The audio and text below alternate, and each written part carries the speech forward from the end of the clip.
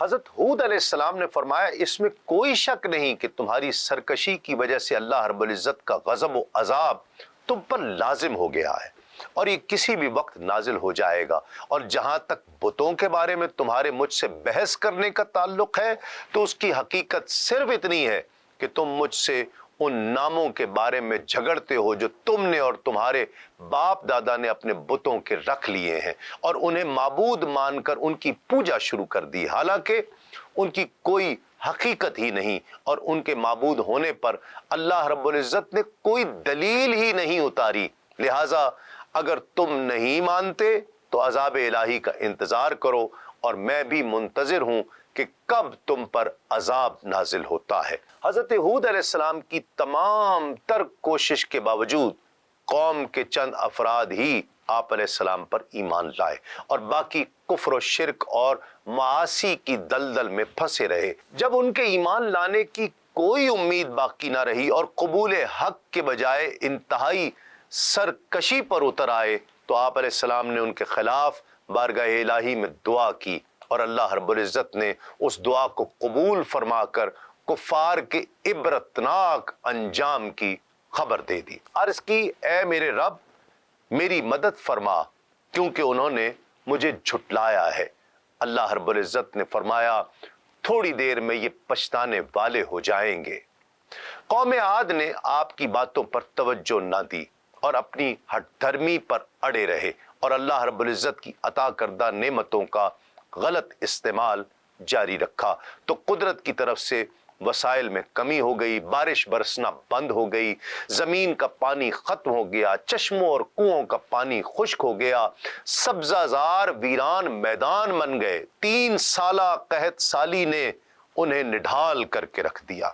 حضرت ہود علیہ السلام نے لوگوں سے کہا توبہ استغفار کرو، اللہ کی رحمت تمہیں اپنی آغوش میں لے لے گی، اور اے قوم اپنے رب سے معافی مانگو پھر اس کی طرف رجوع کرو، وہ تم پر خوب بارشیں برسائے گا اور تمہاری قوت کو اور بڑھائے گا اور تم نافرمان ہو کر نہ پھر جاؤ۔ جب قوم عاد عرصہ دراز تک دعوت حق ملنے کے باوجود ایمان نہ لائی اور کفر و معاصی پر جمی رہی تو اللہ رب العزت نے ان کے علاقوں میں بارش روک دی، جس سے یہ لوگ قحط میں مبتلا ہو گئے۔ مصیبت کی اس گھڑی میں حضرت ہود علیہ السلام نے انہیں پھر سمجھایا اور توبہ و استغفار کرنے اور ایمان لانے کی صورت میں قحط سے نجات کی بشارت بھی دی، لیکن قوم نے ان کی ایک نہ مانی۔ ترمذی شریف میں ہے کہ حضرت حارث بن یزید رضی اللہ تعالی عنہ نے حضور نبی اکرم صلی اللہ علیہ وآلہ وسلم سے قوم عاد کے وفد کا واقعہ بیان کرتے ہوئے عرض کی جب قوم عاد میں قحط سالی نمودار ہوئی تو انہوں نے قیل نامی ایک شخص کو بطور قاصد بیت اللہ شریف دعا کرنے کے لیے بھیجا۔ یہ مکہ مکرمہ کے قریب بکر بن معاویہ کے ہاں ٹھہرا۔ بکر نے اسے شراب پلائی اور اس کی 2 باندیوں نے قیل کے سامنے گانا گایا۔ پھر قیل مہرو کے پہاڑوں کی طرف نکلا اور وہاں جا کر دعا کی، اے اللہ میں کسی بیمار کی دوا یا کسی قیدی کے فدیے کے لیے نہیں آیا، بس تو اپنے بندے اور اس کی قوم کو بارش کا وہ پانی پلا دے جو تو اسے پلایا کرتا تھا اور اس کے ساتھ بکر بن معاویہ کو بھی پلا دے۔ قیل نے اپنی دعا میں بکر بن معاویہ کو شراب پلانے کا شکریہ ادا کرنے کے لیے شامل کیا تھا۔ کچھ ہی دیر میں اس کے سر پر چند بادل نمودار ہوئے اور اس سے کہا گیا ان میں سے کوئی ایک بادل چن لو۔ قیل نے ایک سخت سیاہ بادل چن لیا تو اس سے کہا گیا تو جلی ہوئی راکھ لے لے جو قوم عاد میں سے کسی کو بھی نہیں چھوڑے گی۔ حضرت ہود سمجھ گئے کہ اللہ رب العزت نے حجت تمام کر دی ہے۔ گھمنڈ اور جاہلانہ کفر میں مبتلا قوم راہ راست پر نہیں آئے گی۔ آپ نے انہیں خبردار کیا کہ تمہیں نصیحت پہنچا کر میں اپنا فرض پورا کر رہا ہوں، تم بدستور انکار پر قائم ہو۔ یاد رکھو کہ میرا پروردگار اس پر بھی قادر ہے کہ تمہیں طاقت اور قوت کے ساتھ فنا کر دے اور تمہاری جگہ دوسری قوموں کو لے آئے۔ لیکن سرکش قوم نے ان کی ایک نہ سنی اور وہ اللہ کی پکڑ میں آ گئے۔ آخر عذاب الہی کا آغاز ہوا۔ 3 سال تک بارش ہی نہیں ہوئی اور ہر طرف قحط و خشک سالی کا دورہ ہو گیا، یہاں تک کہ لوگ اناج کے دانے دانے کو ترس گئے۔ اس زمانے کا یہ دستور تھا کہ جب کوئی بلا اور مصیبت آتی تھی تو لوگ مکہ معظمہ جا کر خانہ کعبہ میں دعائیں مانگا کرتے تھے تو بلائیں ٹل جاتی تھی۔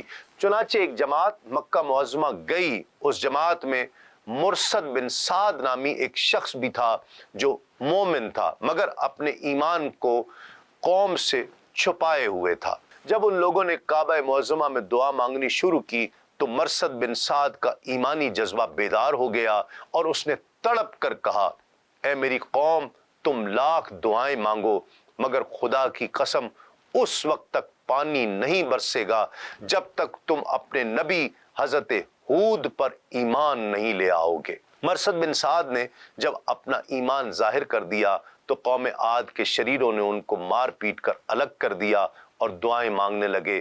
اس وقت اللہ رب العزت نے 3 بدلیاں بھیجی، بادل، ایک سفید، ایک سرخ، ایک سیاہ۔ آسمان سے ایک آواز آئی کہ اے قوم عاد، تم لوگ اپنی قوم کے لیے ان 3 بدلیوں میں سے ایک بدلی کو پسند کر لو۔ ان لوگوں نے کالی بدلی کو پسند کر لیا اور یہ لوگ اس خیال میں مگن تھے کہ کالی بدلی خوب زیادہ بارش دے گی۔ چنانچہ سیاہ بادل قوم عاد کی آبادیوں کی طرف بڑھا۔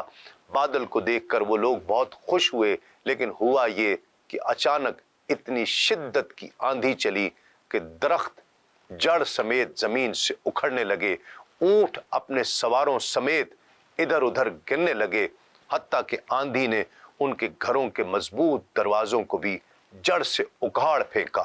اس طرح وہ قوم ہلاک کر دی گئی اور اس قوم کا ایک فرد بھی باقی نہ بچا۔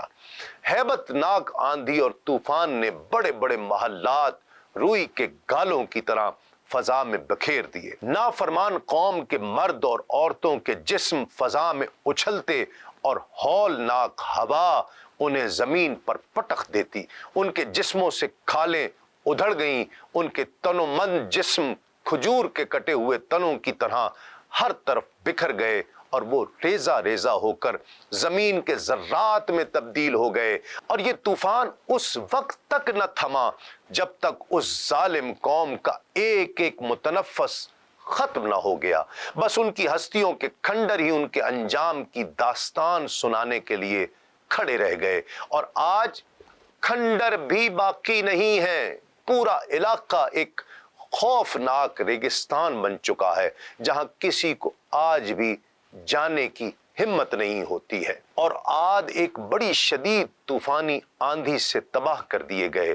اس کو مسلسل 7 رات اور 8 دن ان پر مسلط رکھا، پھر دیکھتے کہ وہ وہاں اس طرح بکھرے پڑے ہیں جیسے وہ کھجور کے بوسیدہ تنے ہوں۔ اب کیا ان میں کوئی تمہیں باقی بچا نظر آتا ہے؟ اس آندھی نے قوم عاد کو نیست و نابود کر دیا۔ ان میں صرف حضرت ہود علیہ السلام اور ان کے اصحاب نے اس عذاب سے نجات پائی۔ وہ لوگ اللہ کے حکم سے ایک گڑھے میں چھپ گئے تھے۔ جزائری نے وہب سے نقل کیا ہے کہ عرب کی تاریخ میں کچھ ایام برد العجوز یعنی بڑھیا کا ٹھنڈا موسم کے نام سے مشہور ہیں، جن کو کچھ لوگوں نے قوم عاد کا عذاب بتایا ہے۔ ابن قتیبہ کے بقول حضرت ہود علیہ السلام اور آپ کے اصحاب مکہ المکرمہ چلے گئے تھے اور وہیں قیام کیا تھا اور پھر ہمیشہ وہیں۔ دین اسلام کے مختلف امور سے آگہی کے لیے ابھی سنو نیوز کا یوٹیوب چینل سبسکرائب کیجئے اور بیل آئیکن کا بٹن ضرور پریس کیجئے۔